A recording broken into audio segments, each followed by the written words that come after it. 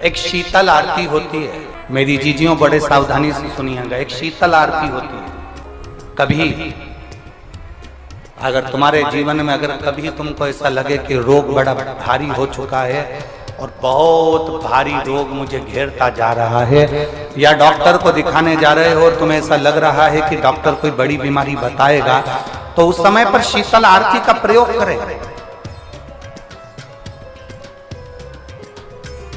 एक पुष्प हाथ की हथेली में रख लीजिए, एक पुष्प हाथ की हथेली में रख लीजिए, और यहां तक शास्त्र कहता है अगर हो सके तो आंकड़े का अगर पुष्प मिल जाए, तुम्हारे यहाँ क्या बोलते हैं उसको, मंदार का फूल, आंकड़े का फूल, अकौए का फूल, जो शंकर भगवान पे चढ़ता है, छोटा सा होता है, घुंघरू जैसा होता है वो, उसको तुम्हारे यहाँ क्या बोलते हैं हरियाणा में? आंख का ही पुष्प बोलते हैं। आंख का पुष्प मिल जाए तो ज्यादा अच्छा।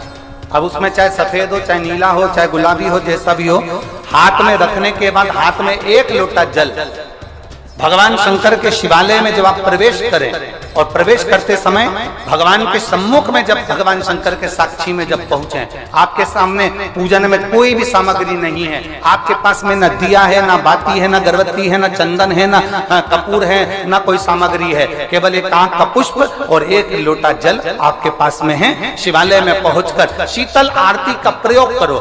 11 बार भगवान शंकर के 11 रुद्रों का स्मरण कर कर जब 11 बार शंकर के शिवलिंग के ऊपर से नीचे तक कलश को जब घुमाया जाता है, और घुमाने के बाद वो आंख का जो पुष्प है वो अशोक सुंदरी वाली जगह पर समर्पित कर कर भगवान शंकर को जो जल चढ़ाया जाता है, जो जल समर्पित किया जाता है, डॉक्टर भले तुमसे कह रहा हो कि तुम्हें बड़ी बीमारी के चांस हैं, आप जाकर एक बार चेक कराना, तुम्हें वो बड़ी बीमारी निकलेगी ही नहीं, उस रोग से तुम मुक्त हो। इसको शीतल आरती का प्रयोग किया गया। ये शीतल आरती, इसको शीतल आरती कहा। शिव की प्राप्ति का, एक रोग से मुक्त होने का। अब आपसे कोई कहे कि ये शीतल आरती का प्रयोग सबसे पहले किसने करा, तो आपको ध्यान लगाना है इस प्रयोग को। सोमनाथ जी की कथा का स्मरण करिएगा, सोमेश्वर की कथा का स्मरण करिएगा। आप स्कंद पुराण में, शिव महापुराण में सोमनाथ जी की कथा का स्मरण करिएगा। चंद्रदेव को काया का रोग हो गया, रोग इतना भारी था, चंद्र समझ नहीं पा रहे थे मैं करूं क्या। जब देव ऋषि नारद के पास पहुंच गए, नारद जी ने कहा एक पार्थिव शिवलिंग का निर्माण करो, बालू के शिवलिंग का निर्माण करो, और समुद्र का ही जल भगवान शंकर को उनके आनंद से आरती कर कर उनको चढ़ाने का प्रयास करो। और शिव ने ऐसी कृपा कर दी कि चंद्र के पास आकर भगवान शंकर ने कह दिया, चंद्र मैं तुझे वर देता हूं, तेरा काया का रोग समाप्त होगा, ये मेरा वर है, क्योंकि तूने मेरे शीतल आरती का प्रयोग किया। मेरी जीजियों, 2 चीजें बड़ा स्मरण में रखिएगा। एक, बैसाख महीने में मट्टी के पात्र का जल, अभी क्या चल रहा है, फागुन, अभी क्या चल रहा है, फागुन। जब बैसाख का महीना आए ना,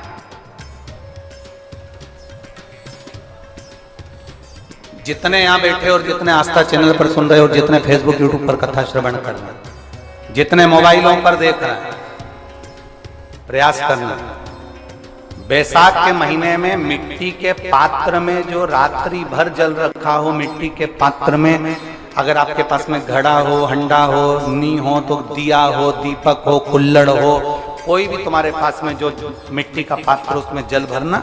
वो जल बैसाख के महीने की किसी भी सोमवार के दिन, किसी भी सोमवार के दिन, बैसाख महीने या किसी प्रदोष के दिन, या बैसाख महीने के शिवरात्रि के दिन, वो मिट्टी के पात्र का जल अपने घर के प्रत्येक व्यक्ति का स्पर्श कराकर उस मिट्टी के पात्र के जल को तांबे के पात्र में डाल लीजिए और घर के प्रत्येक व्यक्ति का स्पर्श करा लीजिए और शंकर भगवान पर कुंदकेश्वर महादेव के नाम से समर्पित करिए। कुंदकेश्वर महादेव, कभी जीवन में पीछे पलट कर देखने की जरूरत नहीं पड़ेगी, आप उन्नति की सीढ़ी की ओर बढ़ते चले जाओगे। बैसाख महीने में मट्टी के पात्र का जल भगवान शंकर को समर्पित होना चाहिए। उसका सुख हमारे जीवन को एक आनंद फल प्रदान करता। जब लगे आपको कि दरिद्रता बहुत ज्यादा है, किराया तक नहीं है, मैं कैसे जाऊं, मंदार और शमी ने दोनों ने मिलकर भगवान शिव की आराधना करी और देवादिदेव महादेव ने वर दे दिया। सुनो शमी और सुनो मंदार, यदि कोई भूल से भी आपकी पत्ती, आपका पुष्प मुझे समर्पित कर देगा, सुनो मंदार, सुनो शमी, अगर कोई भूल से भी आपकी पत्ती, आपका पुष्प मुझे समर्पित कर देगा, उसे हजारों अश्वमेघ यज्ञ के स्नान का जो पुण्य होता है वो एक क्षण में प्राप्त होगा। हजारों अश्वमेघ यज्ञ का पुण्य, हजारों अश्वमेघ यज्ञ का पुण्य एक क्षण में प्राप्त होगा। ये मंदार, ये शमी, हजारों अश्वमेघ यज्ञ का पुण्य एक साथ। शमी की पत्ती देखिए आप लोगों ने, जम के तो बोले जरा, देखिए मंदार पुष्प भी देखा हुआ है। अब निर्माण कैसे करना, मिट्टी में शमी की जो पत्ती होती है, उस शमी की पत्ती को भगवान देवादिदेव महादेव पर चढ़ाने का पात्र जो होता है उसके नीचे बेलपत्र, शमी की पत्ती जो होती है, शंकर को उस शमी की पत्ती को चढ़ाने का एक नियम भी होता है।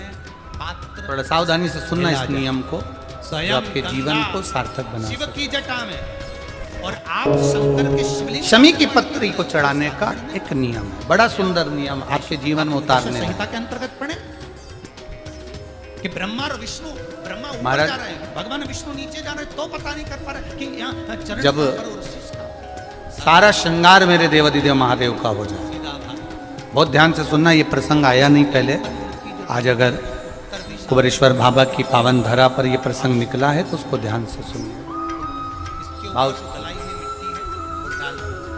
और डालने के बाद सबसे पत्ती, शमी की जो पत्ती होती है, उस शमी की पत्ती को कब, कैसे और कहाँ चढ़ाना चाहिए, और शमी की पत्ती का फल क्या होता है वो भी अभी हम समझ लें उसको। शमी की पत्ती, शंकर जी का संपूर्ण स्नान भगवान का हो जाए, संपूर्ण स्नान। भगवान भूत अधिपति भूतेश्वर भगवान समझे उसको, ये शिवलिंग है, पहले भी कथा में कहा, जलाधारी, जल वर्णन कर दे निकल कर जाने का स्थान, गणेश, कार्तिकेय, अशोक सुंदरी, जलाधारी मतलब माता पार्वती जी का हस्त कमल, शिवलिंग, शिव का स्वरूप, ऊपर जो जलाधारी लगी है उसमें से एक एक बूंद जो पानी नीचे गिर रहा है, जहां से पानी जो पानी नीचे गिर रहा है, शिव जी की बेटियां जया, विषहरा, शामली बारी, दौतली, देव, शिव जी की जलाधारी बेटी। जब देवादिदेव महादेव को शमी का पत्ता चढ़ाया जाता है, कब चढ़ाते हैं, जब आपने संपूर्ण जलाधारी को